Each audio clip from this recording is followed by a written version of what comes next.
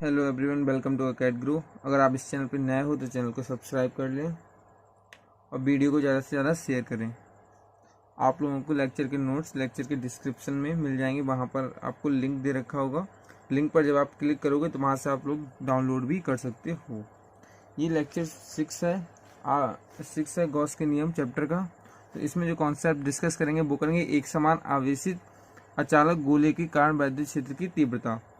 इसको हम ये भी बोल सकते हैं ठोस गोले के कारण वैद्युत क्षेत्र की तीव्रता भी। तो ये आप लोग अगर अदर बुक में देखोगे तो वो ठोस गोले के कारण वैद्युत क्षेत्र की तीव्रता वाला कॉन्सेप्ट भी मिल जाएगा आपको। तो इसमें क्या देखेंगे, माना कि त्रिज्या आर का एक अचालक गोला है। अचालक का मतलब होता है अचालक जो बॉडी होती है, जैसे कि गोलाई है, तो उसमें जो आवेश होगा वो अंदर होगा, ठीक है, वो उसके आयतन में वितरित होता है। लेकिन चालक हो तो चालक के पृष्ठ पर होता है, यानी कि ऊपरी सतह पर होता है, पृष्ठ पर होता है आवेश। तो अचालक के अंदर होता है। अचालक गोला है जिसके संपूर्ण आयतन में आवेश प्लस क्यू एक समान रूप से वितरित है। हमें गोले के बाहर, गोले के पृष्ठ पर तथा गोले के भीतर वैद्युत क्षेत्र की तीव्रता ज्ञात करनी है। तो पहला वाला जो पॉइंट है वो देखेंगे,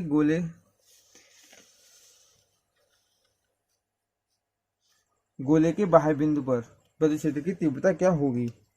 जैसे कि आपको लोगों को अच्छे समझ में आएगा कि एक गोला ले रखा है जो कि आर त्रिज्या क्या है, इसमें प्लस क्यू आवेश जो कि वितरित है एक समान रूप से। इससे के बाह्य बिंदु पर मान लो एक P1 पॉइंट है, वहां पर हमें निकालना है वैद्युत क्षेत्र की तीव्रता। तो जब भी हम गॉस के नियम से जब वैद्युत क्षेत्र की तीव्रता को निकालते हैं या गॉस का नियम जब लगाते हैं तो एक गॉसियन पृष्ठ खींचते हैं। तो P1 से गुजरता हुआ एक गॉसियन पृष्ठ खींचते हैं जो कि ये है, डॉट से प्रदर्शित है। तो इसके कारण वैद्युत क्षेत्र की तीव्रता निकालेंगे। तो प्लस की ये आर दूरी पर एक बिंदु ले रखा है P1,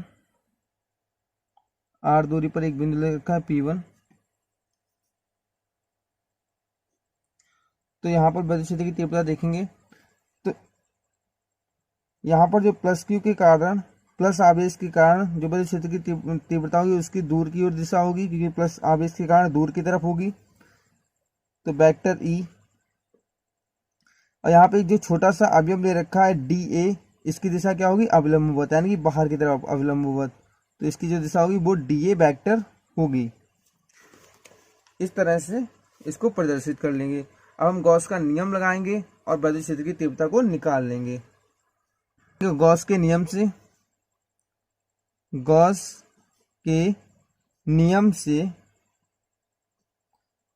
गॉस का नियम होता है फ्लक्स, टोटल फ्लक्स बराबर Q inside upon epsilon naught. Q inside का मतलब है गॉसियन पृष्ठ से घिरा हुआ टोटल आवेश। गॉसियन पृष्ठ से घिरा हुआ टोटल आवेश कितना है, वो होता है क्यू इनसाइड। तो यहाँ पे क्या है, वेक्टर ई और वेक्टर DA जो कि समांतर है, तो इनके बीच जो एंगल बन रहा है यानी कि कोण बन रहा है वो बन रहा है 0 का। तो यहाँ पे टोटल के लिए निकालें तो यहाँ पे समाकलन लगा देंगे vector E into vector DA, जो कि फॉर्मूला होता है फ्लक्स का, vector E into vector DA। Q inside से जो घिरा हुआ कुल आवेश है वो कितना है, प्लस क्यू। तो यहाँ पे क्यू लिख लें upon epsilon not. Vector E यानी कि समान रूप से वितरित है आवेश, तो वो हर एक बिंदु पर समान है, और वैद्युत क्षेत्र की तीव्रता जो है वो हर एक बिंदु पर समान है, क्योंकि समान रूप से आवेश वितरित है, एक समान रूप से आवेश वितरित है, इसलिए सभी पॉइंटों पर वैद्युत क्षेत्र की तीव्रता का मान समान है। DA छोटा सा अवयव ले रखा है, तो छोटा सा अवयव है, लेकिन हमें निकालना है संपूर्ण गोले के कारण वैद्युत क्षेत्र की तीव्रता। तो इसका कर लेंगे समाकलन। तो वेक्टर ई समाकलन DA, वेक्टर हट जाएगा क्योंकि यहाँ पे डॉट प्रोडक्ट है, डॉट प्रोडक्ट खुलेगा वो कॉस थीटा में खुलेगा, और थीटा इक्वल टू 0 है तो वो 1 हो जाएगा, equal to q upon epsilon naught, जो कि हमने गॉसियन पृष्ठ ले रखा है। तो गॉसियन पृष्ठ के हिसाब से जो क्षेत्रफल निकाला, गॉसियन पृष्ठ पे एक अवयव ले रखा है, गॉसियन पृष्ठ का जो वक्र पृष्ठ होगा वो होगा 4 पाई आर स्क्वायर। आर त्रिज्या दे रखी है तो क्षेत्रफल क्या निकालेंगे, 4 पाई आर स्क्वायर। तो E इक्वल टू 4 पाई, त्रिज्या कितनी है r, तो r square equal to q upon epsilon naught. तो यहाँ पे जो वैद्युत क्षेत्र की तीव्रता के लिए आ जाएगा फॉर्मूला, वो आ जाएगा E equal to 1/4 pi epsilon naught q upon r square. तो बाह्य बिंदु पर अचालक गोले के कारण जो वैद्युत क्षेत्र की तीव्रता का फॉर्मूला होता है वो होता है E equal to 1/4 pi epsilon naught q upon r square. इस तरह से हम ड्राइव कर सकते हैं। यहाँ पर मेंशन भी कर रखा है, आप लोगों को नोट में हेल्प मिलेगी। गोले का वक्र पृष्ठ क्या होता है 4 पाई आर स्क्वायर, लेकिन कौन से गोले का इसमें हमें चाहिए है, जहाँ पे अवयव लिया है गॉसियन पृष्ठ पर। तो गॉसियन पृष्ठ क्या एक गोला ही बना रहा होगा, तो उसका वक्र पृष्ठ क्या होगा 4 पाई आर स्क्वायर। तो 4 पाई आर स्क्वायर यहाँ से लिखकर हम ई को ड्राइव कर सकते हैं। तो इस तरह से बाह्य बिंदु पर वैद्युत क्षेत्र की तीव्रता का फॉर्मूला आ जाता है। अब देखेंगे पृष्ठ पर वैद्युत क्षेत्र की तीव्रता क्या होती है। तो पृष्ठ के लिए इसी वाले डायग्राम में समझेंगे। जैसे यहाँ पे P1 पॉइंट है, हमें पृष्ठ पर निकालना है, तो पृष्ठ पर निकालेंगे तो यहाँ पे कोई P2 पॉइंट मान लें, या मान लें P1 पॉइंट यहीं पर है, तो क्या होगा R इक्वल टू R लिख सकते हैं, ये small r equal to R, क्योंकि जो डिस्टेंस R का होगा वो R के बराबर ही होगा अगर पृष्ठ पे मानेंगे। यानी कि जो R लेंगे वो त्रिज्या के बराबर ही लेंगे, त्रिज्या के बराबर, तो वो पृष्ठ पर ही होगा। तो नेक्स्ट देखेंगे, जैसे कि अभी समझा कि अगर P1 वाला पॉइंट पृष्ठ पर हो तो हम लिख सकते हैं R इक्वल टू R। तो जो अभी समीकरण निकाली है क्या, E equal to 1/4 pi epsilon naught Q upon R square, जो कि बाह्य बिंदु के लिए आती है। तो वहां पे अगर पृष्ठ पर मानेंगे वैद्युत क्षेत्र की तीव्रता के लिए अगर निकालेंगे फॉर्मूला, तो R इक्वल टू R हो जाएगा। पृष्ठ पर निकालने के लिए R बराबर हो जाएगा त्रिज्या के। तो वहां पर जो फॉर्मूला आ जाता है वो आ जाता है E equal to 1/4 pi epsilon naught into Q, जो स्मॉल r है उसकी जगह पर लिख सकते हैं R, कैपिटल R, तो कैपिटल R का स्क्वायर। इस तरह से आ जाता है पृष्ठ पर वैद्युत क्षेत्र की तीव्रता। जो समीकरण आती है बाह्य बिंदु पर, उसी समीकरण में हम R की जगह, स्मॉल r की जगह कैपिटल R को लिख सकते हैं, जो कि त्रिज्या है उस गोले की। तो उसके लिए जो आपका फॉर्मूला आ जाता है वो भी होता है E equal to 1/4 pi epsilon naught Q upon R square. Next point देखेंगे, आंतरिक बिंदु पर वैद्युत क्षेत्र की तीव्रता क्या होती है अचालक गोले में।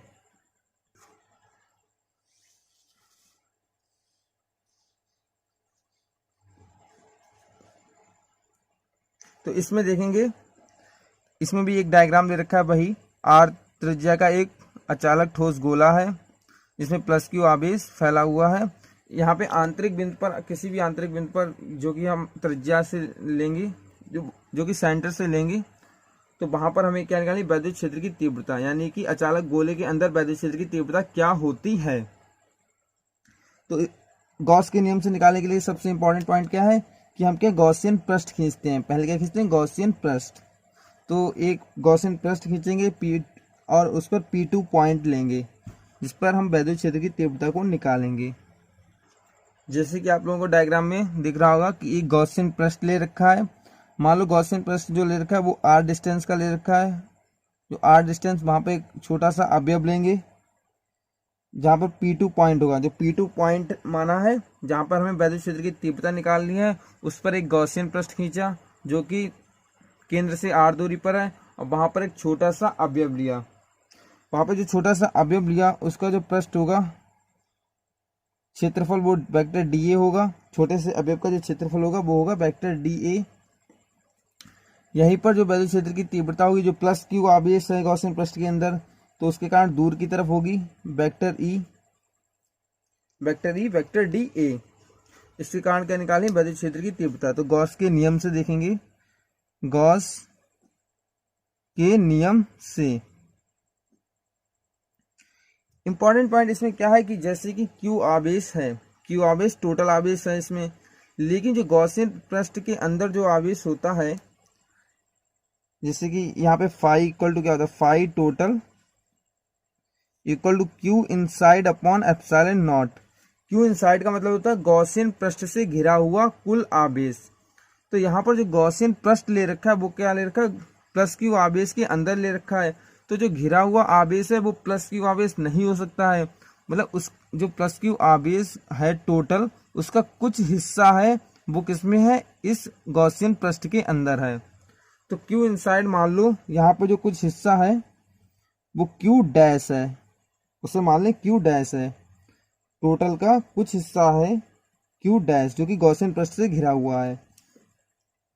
तो यहाँ पे लिख सकते हैं vector E into vector D A समाकलन, जो कि समांतर है यानी कि एंगल जो बन रहा है वो 0 का बन रहा है, और क्यू इनसाइड क्या है, Q dash upon epsilon naught.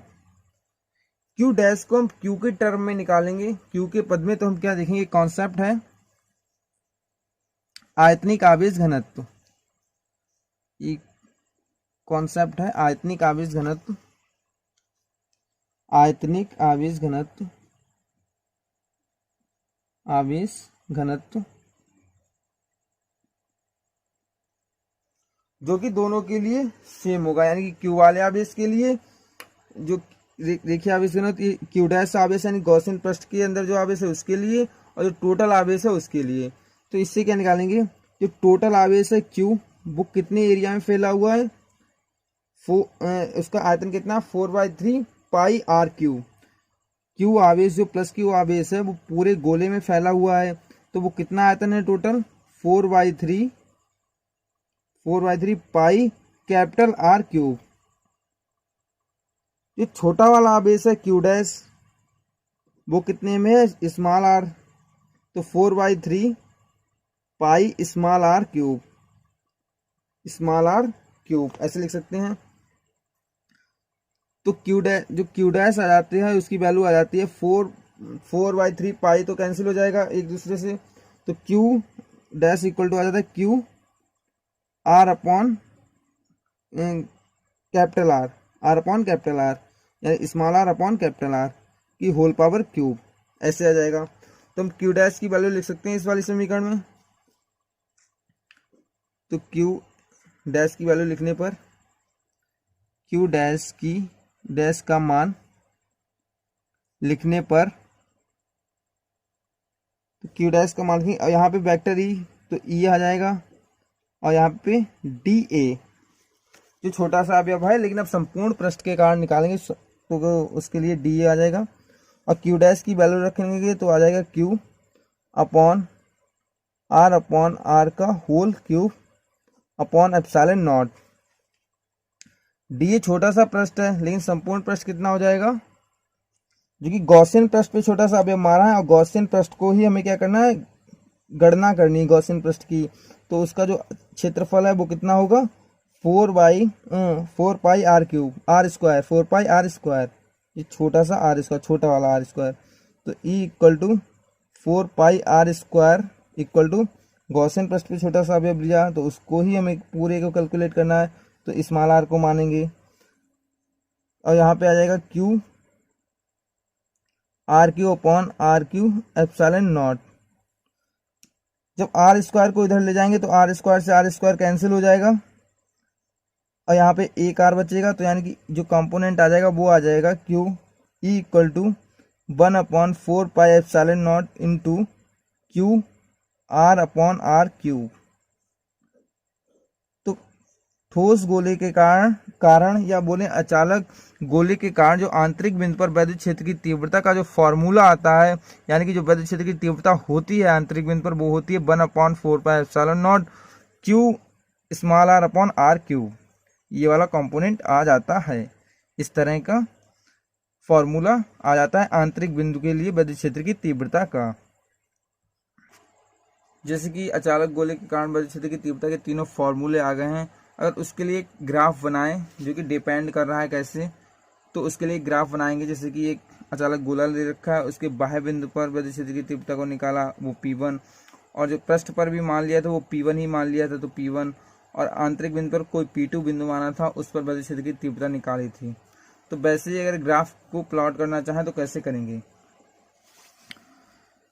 जो बाह्य बिंदु के लिए वैद्युत क्षेत्र की तीव्रता के लिए फॉर्मूला आया था वो आया ई आउटसाइड पर, मतलब बाह्य बिंदु पर 1/4 pi epsilon naught into q upon r square, r square,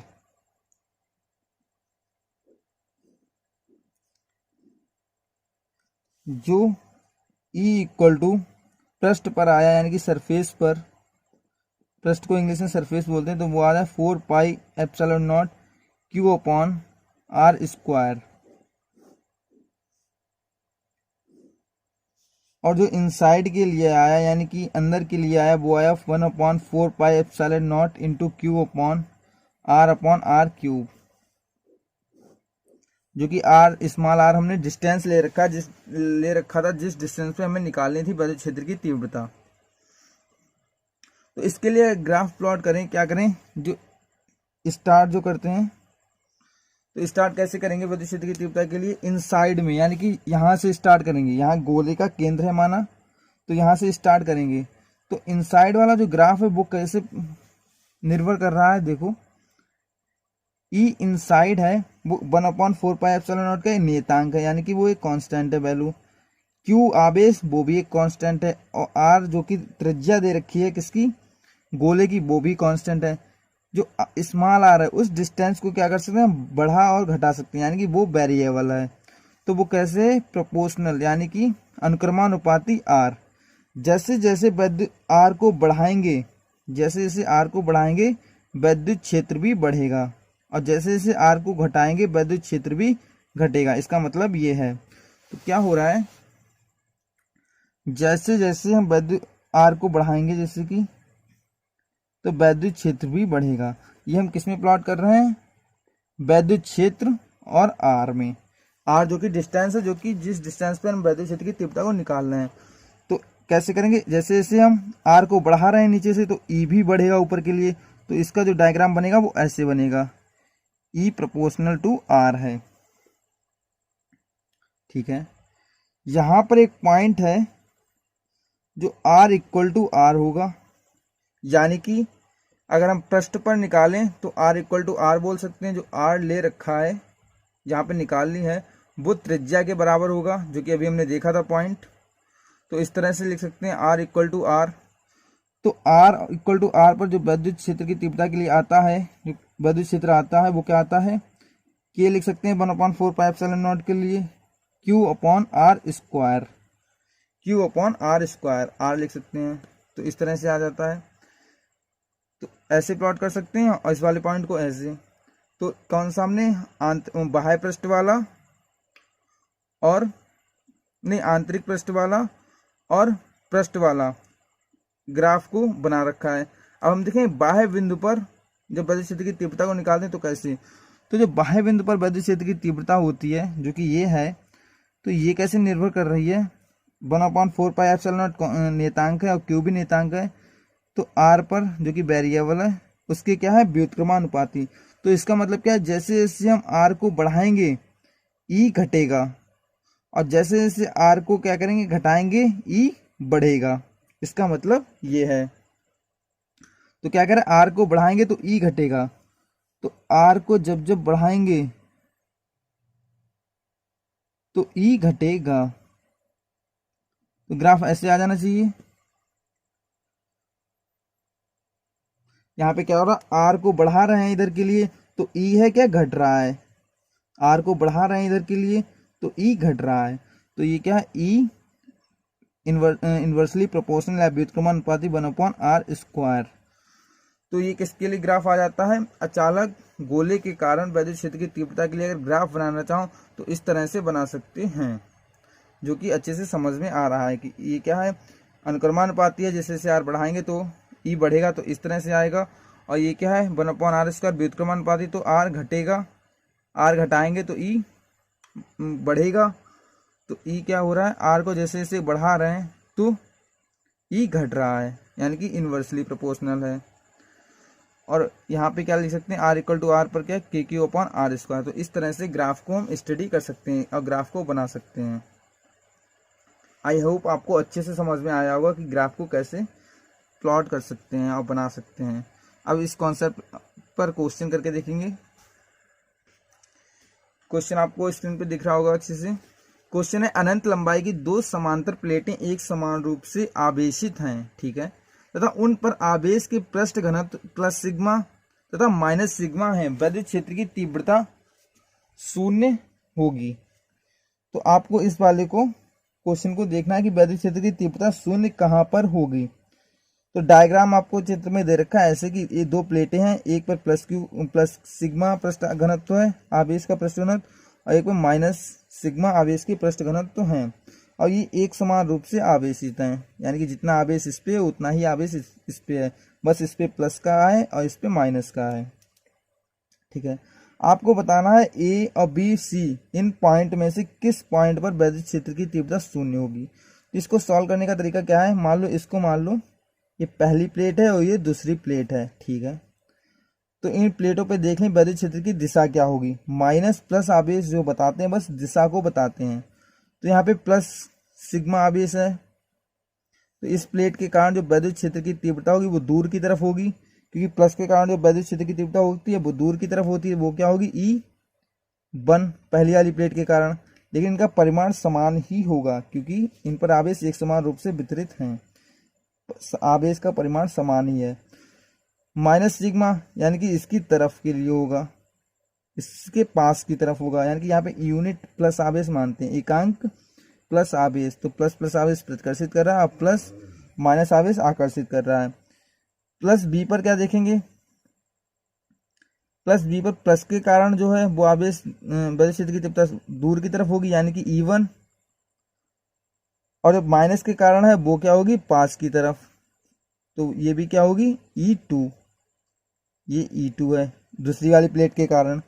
ऐसे सी वाले पॉइंट पे क्या है, प्लस सिग्मा के कारण दूर की तरफ E1 और माइनस सिग्मा के कारण पास की तरफ E2। तो यहाँ पे अच्छे से समझ में आ रहा, E1 E2 क्या वो जुड़ रहे हैं, तो यहाँ पे कुछ ना कुछ तो वैद्युत क्षेत्र की तीव्रता होगी, लेकिन E1 क्या है और E2 क्या है, विपरीत दिशा में है, मतलब जितना परिमाण इस दिशा में उतना ही इस दिशा में है, तो एक दूसरे को क्या कर रहे हैं, कैंसिल कर रहे हैं, एक दूसरे को कैंसिल। तो यहाँ पर वैद्युत क्षेत्र की तीव्रता क्या होगी, शून्य होगी। तो ऑप्शन जो आपका हो जाएगा बिंदु ए व सी दोनों पर, ऑप्शन 4 करेक्ट हो जाएगा। इस तरह से इस क्वेश्चन को सॉल्व करेंगे। नेक्स्ट क्वेश्चन देखेंगे, उपरोक्त प्रश्न यानी कि जो ऊपर प्रश्न दे रखा है, प्रश्न में बिंदु बी पर वैद्युत क्षेत्र की तीव्रता होगी, तो बिंदु बी पर जो हमने यहाँ पे निकाला वैद्युत क्षेत्र की तीव्रता क्या होगी E, यहाँ पे सोल्यूशन देखेंगे, ई बी पर जो वैद्युत क्षेत्र की तीव्रता वो क्या होगी, E1 और E2 क्या हो रहे हैं, ऐड हो रहे हैं, E1 प्लस E2 क्या हो रहे हैं, जुड़ रहे हैं, क्योंकि एक ही दिशा में है तो जुड़ जाएंगे। और प्लेट के कारण जो वैद्युत क्षेत्र की तीव्रता होती है, प्लेट के कारण वैद्युत क्षेत्र की तीव्रता होती है वो होती है sigma upon epsilon 2 epsilon not. Plate के कारण वैद्युत क्षेत्र की तीव्रता ये वाला डेरिवेशन किया था जिसमें हमने प्रूफ करके देखा था क्या होती है। तो सिग्मा अपॉन 2 एप्सिलॉन नॉट आती है वैद्युत क्षेत्र की तीव्रता। तो E1 के कारण या जो कि प्लेट है वो भी सिग्मा अपॉन 2 एप्सिलॉन नॉट, और दूसरे पर भी सिग्मा ही है तो वो भी सिग्मा अपॉन 2 एप्सिलॉन नॉट। तो यहाँ पे क्या हो जाएगा 2 सिग्मा अपॉन 2 एप्सिलॉन नॉट, तो 2 से 2 कैंसिल हो जाएगा, और यहाँ पे जो आंसर आ जाएगा वो सिग्मा अपॉन एप्सिलॉन नॉट आ जाएगा EB, यानी कि वैद्युत क्षेत्र की तीव्रता बी वाले पॉइंट पे क्या होगी, सिग्मा अपॉन एप्सिलॉन नॉट। तो ऑप्शन सेकेंड वाला हो जाएगा करेक्ट। इस तरह से इस क्वेश्चन को सॉल्व कर सकते हैं, और इसका जो ऑप्शन है वो सेकंड वाला करेक्ट है, sigma upon epsilon not. Next question है कि संलग्न चित्र में वैद्युत क्षेत्र की तीव्रता शून्य होगी। इसमें भी बताना है आपको कि वैद्युत क्षेत्र की तीव्रता कहाँ पर शून्य होगी, लेकिन इसमें क्या है प्लस सिग्मा आवेश और प्लस सिग्मा आवेश दे रखा है दोनों प्लेटों पर। जो पिछला वाला क्वेश्चन था उसमें एक पे प्लस आवेश था और दूसरे पर माइनस था, लेकिन इसमें दोनों में प्लस दे रखा है। तो क्या करेंगे, इस वाले पॉइंट को क्या बोल देंगे, पहली प्लेट, और इसको दूसरी प्लेट, बोल देंगे, जिससे कि अच्छे से समझ में आएगा कि कौन सी प्लेट के कारण कौन सी वैद्युत क्षेत्र की तीव्रता है। तो पहली वाली प्लेट के कारण जो वैद्युत क्षेत्र की तीव्रता ए वाले पॉइंट पे होगी वो क्या होगी, दूर की तरफ, प्लस के कारण E1, और प्लस की दूसरी वाली प्लेट है तो उसके कारण भी दूर की तरफ होगी E2। ऐसे ही सी वाले पॉइंट पे पहली वाली प्लेट के कारण भी दूर की तरफ होगी E1, और दूसरी वाले की होगी E2, विद्युत क्षेत्र की तीव्रता, E2 दूर की तरफ। तो ये क्या होगी, एक ही दिशा में, तो ये जुड़ जाएंगी, तो इसके कारण विद्युत क्षेत्र की तीव्रता शून्य नहीं होगी। लेकिन इस वाले पॉइंट पे क्या देखें, पहले वाले पॉइंट की तरफ विद्युत क्षेत्र की तीव्रता दूर की तरफ होगी E1 जो बीच में है, और दूसरी वाली प्लेट यहाँ पे है, तो इसके कारण विद्युत क्षेत्र की तीव्रता होगी दूर की तरफ E2 जो कि एक दूसरे से विपरीत दिशा में और एक दूसरे की विपरीत दिशा में है। लेकिन इनके परिमाण तो समान ही होंगे क्योंकि समान आवेश है दोनों पर, तो परिमाण समान होंगे, तो एक दूसरे से कैंसिल कर देंगे, विपरीत दिशा में है। तो इसके कारण विद्युत क्षेत्र की तीव्रता जो आ जाएगी वो आ जाएगी 0। E1 माइनस E2 करके देख लो तो वो आ जाएगी 0। E1 minus E2 equal to 0 विद्युत क्षेत्र की तीव्रता आ जाएगी। तो जो आपका ऑप्शन होगा केवल बी बिंदु पर, आपको यही बताना था विद्युत क्षेत्र की तीव्रता शून्य कहाँ पर होगी। तो इस तरह से इन क्वेश्चन को सॉल्व करेंगे और अच्छे अच्छे क्वेश्चन देखेंगे इन्हीं कॉन्सेप्ट पर। तो आप लोग वीडियो को ज़्यादा से ज़्यादा लाइक करें, शेयर करें और चैनल को सब्सक्राइब करें और अपने फ्रेंड्स को भी इस चैनल के बारे में बताएं। Thank you for watching this video.